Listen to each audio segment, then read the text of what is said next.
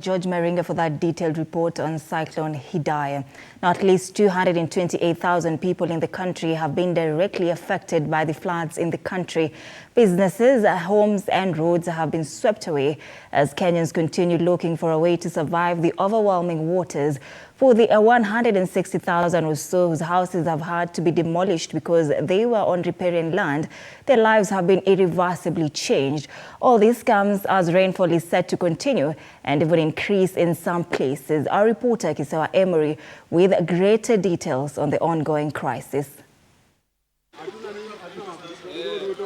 Irreversible damage has been caused to hundreds of thousands as the floods continue to ravage the country. According to the government, 228 people have passed away, 9 in the past 24 hours alone as a result of the floods, with 52 of that number coming from the Mai Mahiu tragedy. We do mourn the loss of 9 lives in the past 24 hours, and that includes 7 adults and 2 children, bringing the total floods-related toll to 228 across the country. The government spokesperson Isaac Mwaura says that those people who have been evacuated from riparian land will not be allowed to resettle even after the rainy season ends. We will act, and the government is not going to backtrack on this one.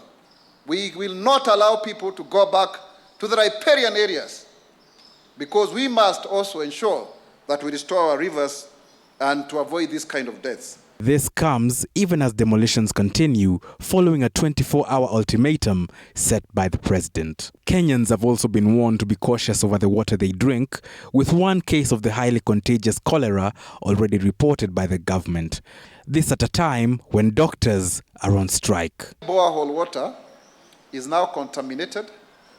Those who are using borehole water, the water is yellowish in color because the aquifer is yellowish brownish because the aquifer is saturated.